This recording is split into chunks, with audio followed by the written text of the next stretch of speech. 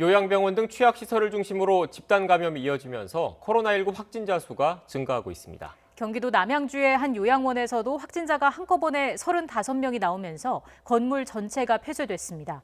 현장에 취재기자 나가 있습니다. 김다연 기자.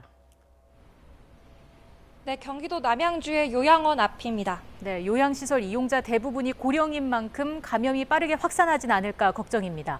남양주 상황 어떻습니까?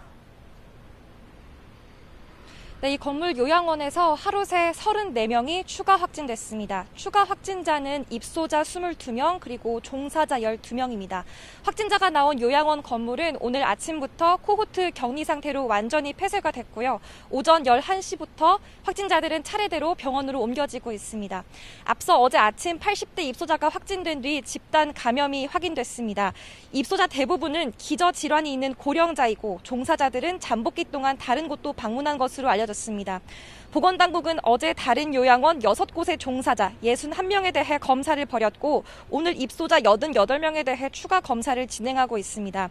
또 확진 종사자 12명의 가족 등 접촉자 20여 명을 대상으로도 검사를 벌이고 있습니다.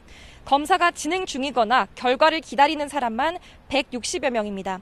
결과는 빠르면 저녁쯤 차례로 나올 걸로 보입니다.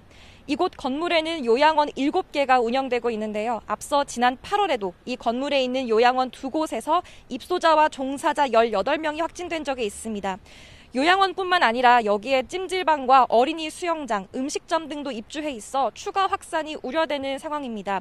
다른 지역에서도 요양원과 재활병원 등 노인 관련 시설에서 확산세가 계속 이어지고 있습니다. 경기도 안양시의 노인 주간 보호시설에서도 집단 감염이 발생했습니다.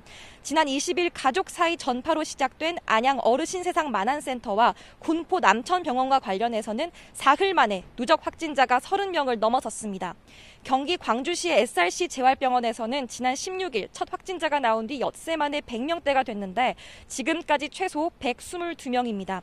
고위험군인 고령자들이 많은 취약시설을 중심으로 코로나19가 확산하면서 확진 규모도 점점 커지는 모양새입니다. 방역당국은 수도권의 요양병원 등 이용자와 종사자 16만 명을 대상으로 전수검사를 벌이고 있는데요.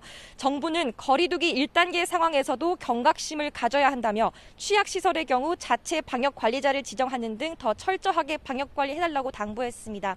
지금까지 경기도 남양주시 오남읍에서 YTN 김다연입니다.